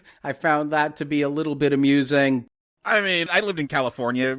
We know what Newsom did during quarantine. We know what Pelosi did, getting her hair did. Can I just say, though, I appreciate that this film has really good performers in supporting roles. Aaron Taylor-Johnson as Frederick and Emma Corrin here as Anna, I think are giving really good performances. And now here Anna as she is sickly and fearful, and then just the deep sorrow of Frederick that we're getting coming up here. It pays to have good performers in small roles like this. Here's the thing, though. Normally, you would want to have this being nightmarish. Rats are running through the city. It's horrifying. I'm so scared about the plague taking over everything. I'm kind of gleeful. Like, these were the shitty 1%ers that thought life wasn't going to hurt them, right? That, oh, there's no such thing as a monster in the closet. And so we're kind of glad when Orlok comes and takes those girls, right? There's some kind of perverse joy I take in proving to these people they were wrong to think they were protected with their little crucifix. Yeah, and there's something about those girls. My wife clapped when they finally got eaten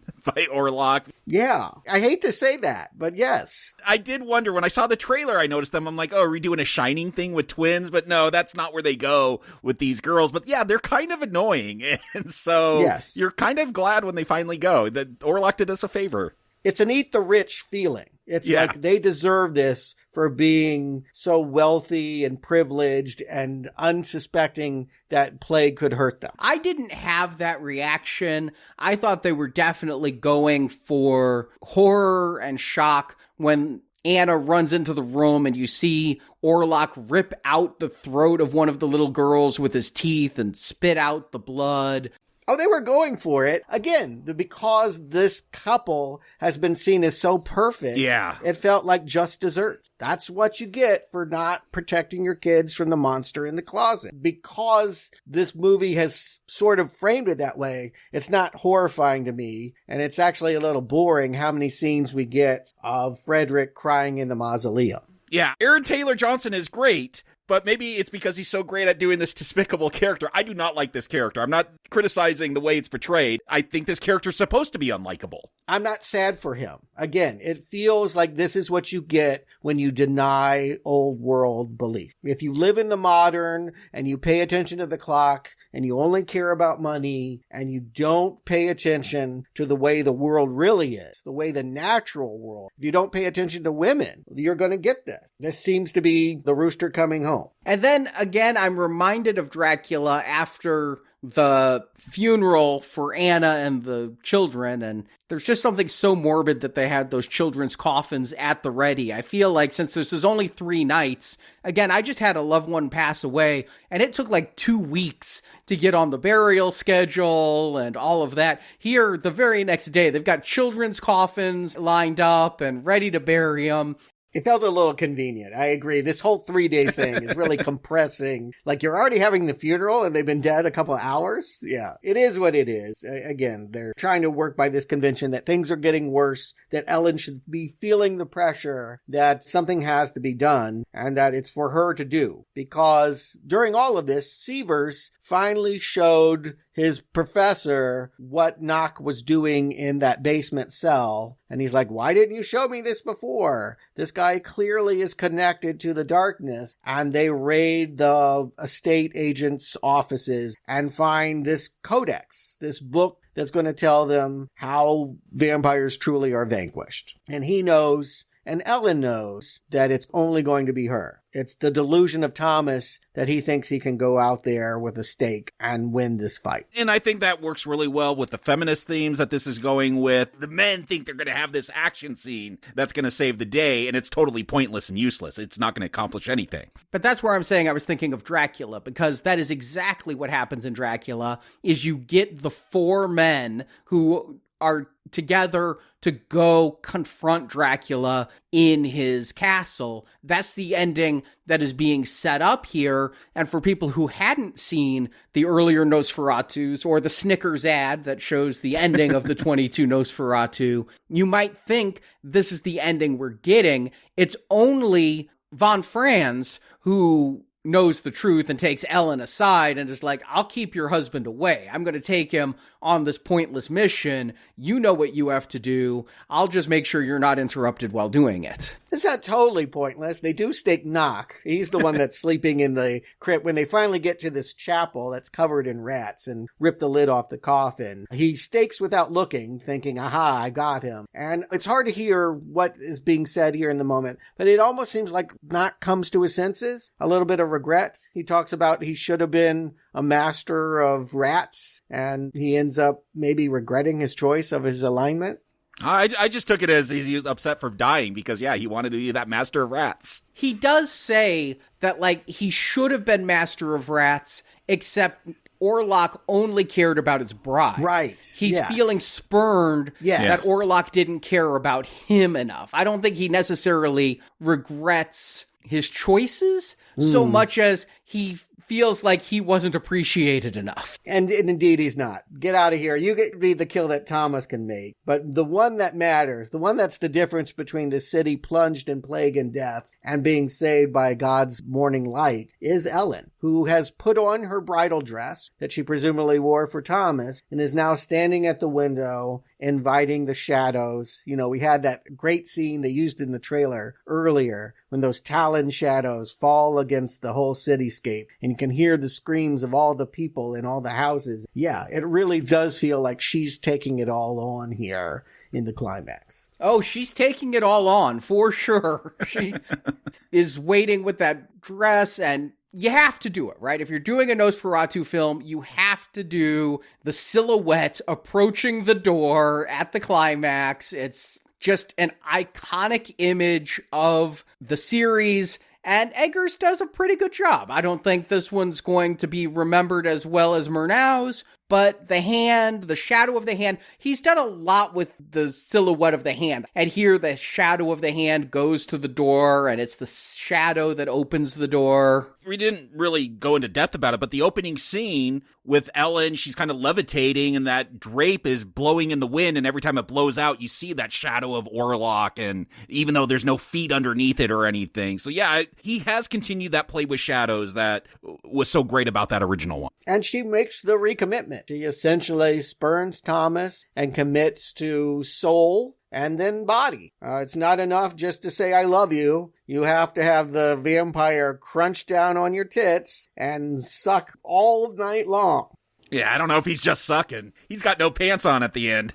I felt like when he was feeding on Thomas, he was doing like this humping motion during it. So I assume that's what's going on here. And this is where he has taken off all his clothes for this one, and you see his rotted flesh. There's holes in it. He's not a sexy vampire by any means. No, yeah, he's become monstrous in this moment. And again, just as the book foretold, the illustration showed that he would be distracted when the cock crows. The sunlight is streaming through the window. They don't have him vaporized. That was the classic way of demonstrating it. Here, he cries tears of blood. You know, she was so full of blood, and now he's giving it all back in the morning light. Yeah, when they were talking about her blood, I noticed they talked about her menstruation, too, so her very femaleness that is so exoticized and quite frankly intimidating to these men of science is the thing on Christmas, at a time when we celebrate a man for sacrificing his life to save all of us, it truly was the woman that did it. And Thomas and friends arrive too late. And then tell me this. We have Dafoe walking to the window, picking up the feral cat that represents the wild femininity, and it seems like it's forgiven us, we're saved, and yet if you look at his face in the mirror, I can't tell whether that's plague. You know, when you have plague, you have like spots under your eyes. He's got something under his eyes, but it could have been a silhouette from the window. It looked like a crucifix. Either way, it had a crucifix marking.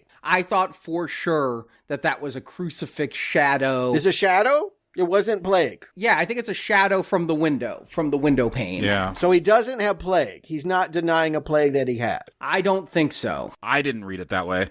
Okay, I wasn't sure. But the final image is from God himself, maybe, looking down heavenward on man and woman coiled together. It's quite a dramatic commingling before the credits roll. Yeah, I thought it was a great image to pull back on with Orlok on top of her. It's haunting. Mm-hmm. There is something kind of tender about it, strangely enough. Grotesque as it also is, there is something of love in it. It looks like two lovers dead in bed, like you'd find in The Plague. It does look like love of some kind. So Jacob, Stewart, do you recommend Nosferatu? Jacob. Most anticipated film of the year for me. I was very excited. I'm a huge Robert Eggers fan. I've talked about my love for Nosferatu. The first one I saw was the Werner Herzog one. And Klaus Kinski, as scary as he is, that film sold me on this gothic, longing, romance, love that the vampire pines for. It was an emotional experience when I watched that one. I'm like, I got to go back and watch that original silent film now. And I watched that and I'm like, wow, Max Schreck, what an amazing performance, the use of shadow. Even though this is such an old silent movie, there's something off-putting and scary about it, and I love that film as well. And so that's tough. This is a story that has had two cinematic expressions that I rank very highly, and this was one I was anticipating very highly, and maybe that's setting yourself up for disappointment. I was really anticipating Dune 2, though, and that exceeded expectations. And then I watched this one, and I'm like, oh, okay, that was a movie. And I talked to my brother about it because he's like, should I go see this? I'm like, yeah, it's good. I just don't have a lot of passion for it.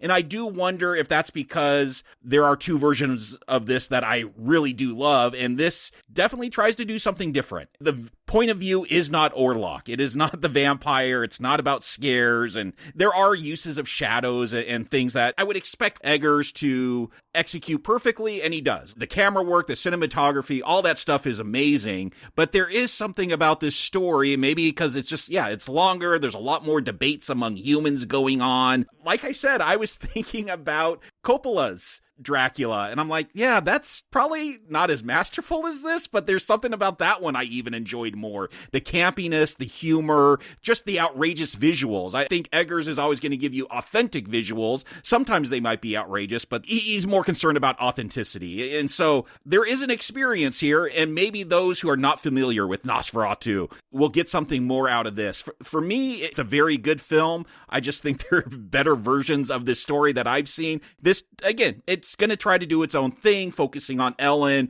focusing on how society looked at women at the time, or maybe how they still look at them today. So this isn't a trash movie. It's a very good, well-constructed movie. It's one, like I said, I just don't have a lot of passion for because it didn't move me like other versions of this story had. So it's still a recommend. Again, I'd be interested to hear people that have no experience with Nosferatu, much like I experienced The Witch, where I had no expectations going in, and that is a film that turned me on to horror. I'm like, oh, horror could be more than goofy rubber masks to make a monster. That showed me something else, and I didn't have that experience. Maybe that's a once-in-a-lifetime experience. Again, I brought a lot of expectations into this, and so I just want to be clear because we can only come with our point of view, but I think it's a very well-constructed film, very well acted, a unique point of view. There's a lot of things to enjoy here. I just don't have a lot of passion for it, but it's still a recommend.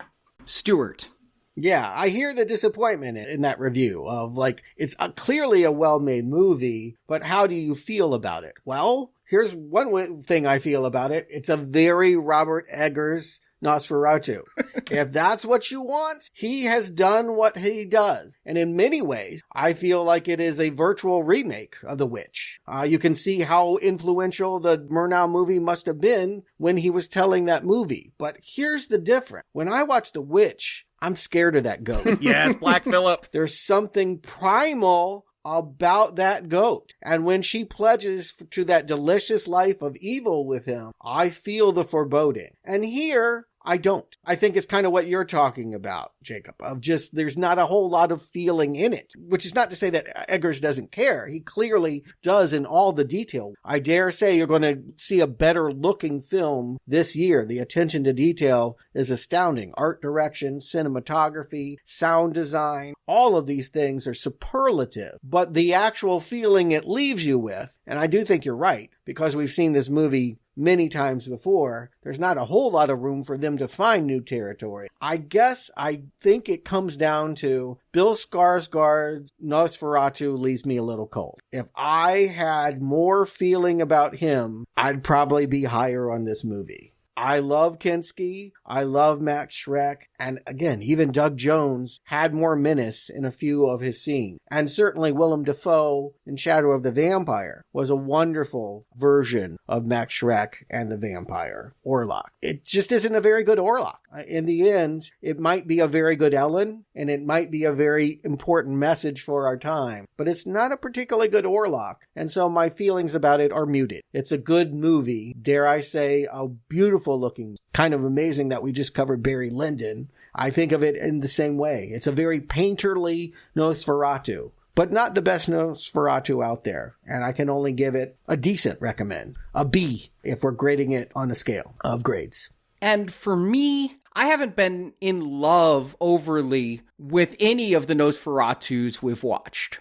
I recognize the original for its important place in cinema history, but I feel like there are places where it drags and that it doesn't work as well being over 100 years old. It's a gorgeous looking film, but not one I love. I mean, I just rewatched it a couple weeks ago. There's things about it I worship, but there's also things about it I dislike. So I walked away kind of middling on it. The Murnau one I feel is overrated. It also did some things good, but I didn't care for it all that much. I think I've recommended it, but... Stake in the heart, really. I still think it's the best vampire movie ever made, but okay. Oh, God. When I rewatched that one a couple weeks ago, I'd forgotten just how slow and laborious that movie is. So it's honestly not hard for Eggers to make my favorite Nosferatu film. Sorry, Doug Jones, but it wouldn't be a huge swing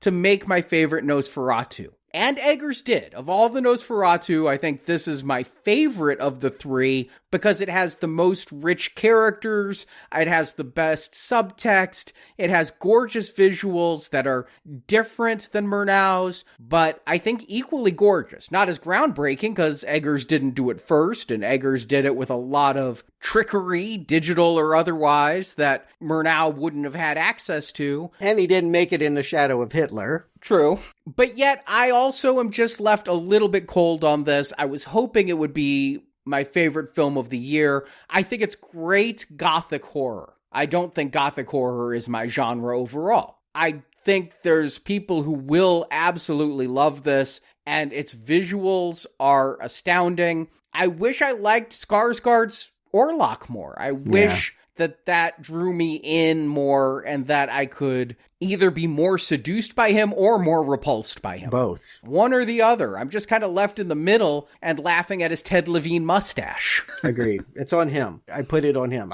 All the performances are good and Bill Skarsgård's good, but his interpretation is lacking. I think he's good, but it's just not a Count Orlok that I think will last. He's never going to be the Count Orlok. There are cases where remakes have superseded their originals, like The Fly. Here, this is not going to be the Count Orlok for the ages. And it's not my favorite Eggers movie. I'll still say The Northman is my favorite Eggers movie. But I'm also not in love with any Eggers movie. Much like gothic horror, I feel like Eggers and I probably wouldn't vibe over drinks. We wouldn't have similar references. We wouldn't have similar tastes. You don't know much about the 1800s, yeah.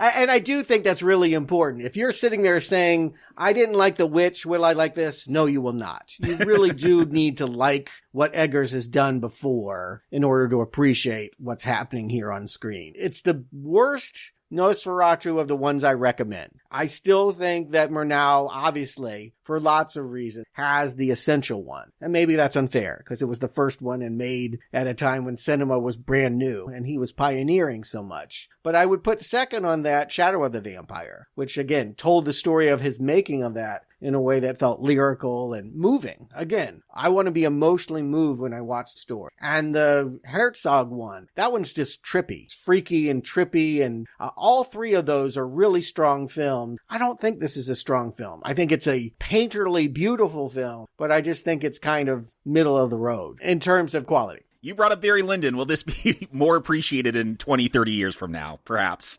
It could be, but again, I think The Witch is just a much scarier film, primal film. Yeah, much better film. I mean, to your point, my wife is like, and she did not like The Witch, but she's like, at least I had Black Phillip. She loved Black Phillip in that, and this was missing a Black Phillip. Bill Skarsgård is no goat. It's true. I say the best Nosferatu film is Shadow of the Vampire. So Dafoe, you're in my top two, both of them.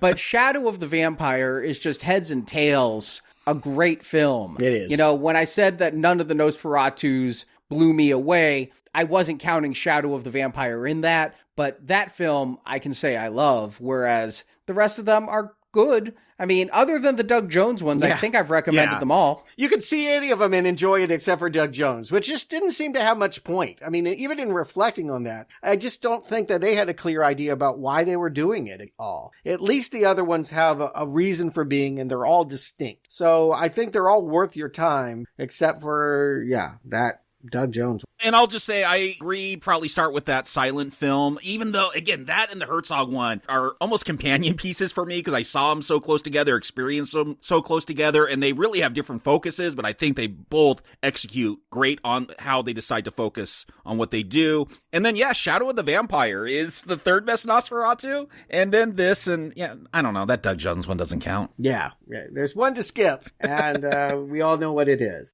It will be interesting to see how successful, if this movie has legs, if people keep going. I know it initially had good box office. Or will people feel cold and disappointed like we kind of are expressing? I don't know. We're done with Dracula. That's all I can say. I'm moving on to The Wolfman. We've got that new movie coming in a couple weeks. I saw that trailer before this one. Yep. And so that means this Tuesday, we need to get started on that leg of the Universal Monsters. And it means going back to 1941 Lon Chaney, The Wolfman. Yep, we did Werewolf of London and the Werewolfless She-Wolf of London. But now we get to Wolfman proper with the Lon Chaney version. And next Friday, we're going to be bitten at the silver level donation too. As we go back, we did American Werewolf in London and American Werewolf in Paris. Now we're doing Teen Wolf. 80s style. This is the Michael J. Fox one. I think anyone under 30 thinks of Teen Wolf being something else, a TV show. But yes, when we were growing up, this is what being a werewolf meant. Michael J. Fox playing basketball with a body hair suit, just standing on his head on top of Van. So that is available along with the American Werewolf films for just a donation of $10 or more. It's a new year. Hopefully you can look at supporting independent podcasting in this new year as we do, 3 Teen Wolf movies. If you are under 30 and you think of Tyler Posey as your Teen Wolf, we'll be getting to him in a couple of weeks too, because they made a movie out of that. They call it Teen Wolf, but he's 30-year-old wolf, so we'll have to see what that is. Teen is a relative term. I'm still in my 20s by that definition. So thank you for listening to Now Playing. We wish you all the best in this new year. And Jacob Stewart, thank you for joining me. Until next time, travel quickly, travel well into the land of the specters.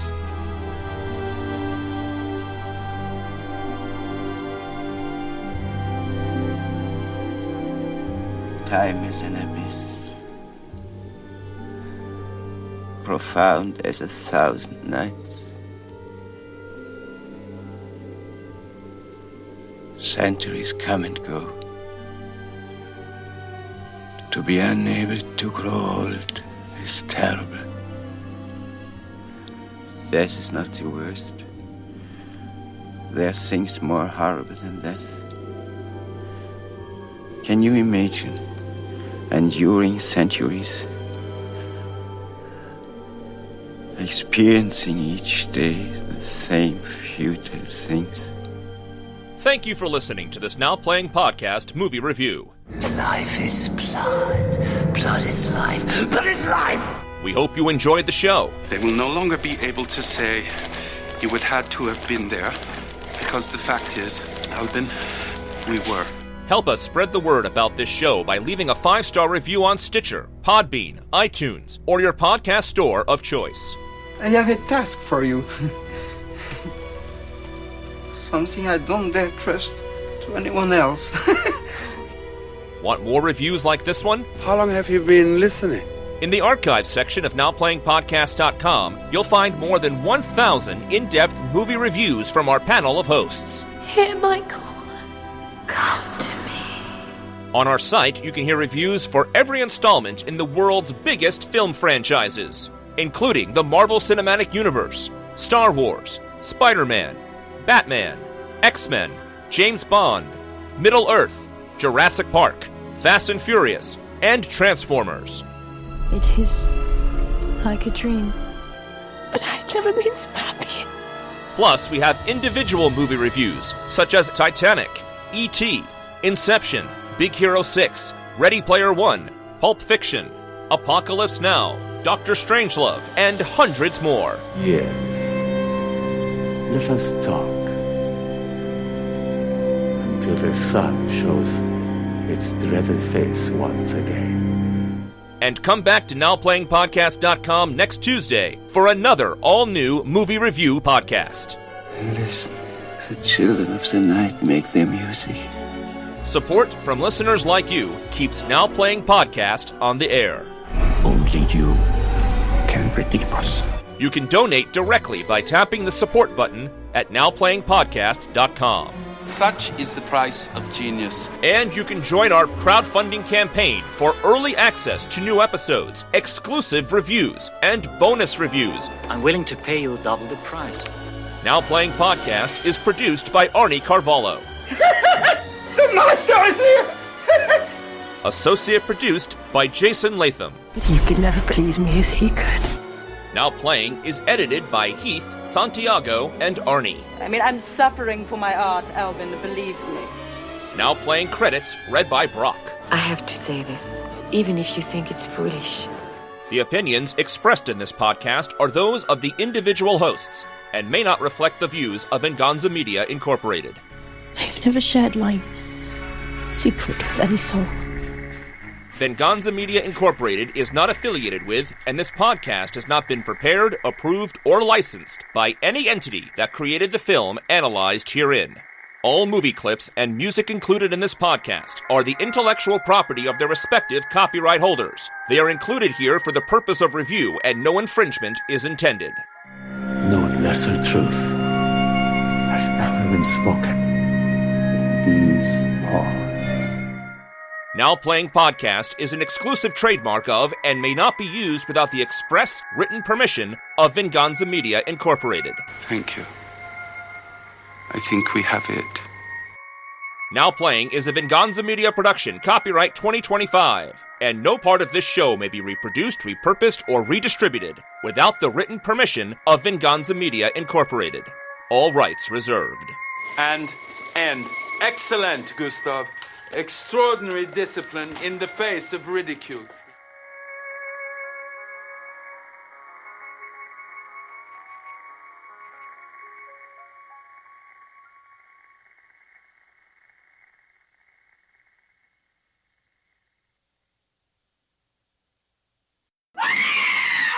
Apparently, this prosthetic was gifted by Bill Skarsgard to Nicholas Hoult, who says he has it framed in his house. Kind of strange, but... Of his prosthetic penis? Yeah, the prosthetic penis. And it's not even his prosthetic penis. It's his co-star's prosthetic penis. Now that is weird. That is weird. I mean, if you're Marky Mark, I could see having your Dirk Diggler on the wall because that was yours, but to have... Yeah, the man that sucked from your chest? Well, yeah, kind of odd. Aaron Taylor Johnson as Frederick, and who plays his wife? Corrin. Emma Corrin, isn't it? And Emma Corrin here as... Anna. Ellen and Anna. I kept getting confused because they're vowel names. Mm-hmm. Travel quickly, travel well into the land of the specters. Almost 2 hours. Perfect. Yeah. We had a bathroom break in the middle, though. That's true. Yeah, but it was short. Nosferatu 05. This is... Where's my cursor? I can't get my cursor back. I can't hit stop. My cursor is somehow on my iPad, and I can't hit stop. I can't click anything. That sucks. I'm going to have to power off my iPad. I don't even understand why my mouse is acting as your mouse pad? It's like my cursor is on my iPad. It's like when I move my mouse, it moves on a little glowing dot on... Can you use those as a second screen now? You can with a certain application, and I think I have that application enabled, and that's why it's doing this. So will it give me my cursor back now? I literally can't stop recording. I can't do anything. I won't be able to end the call.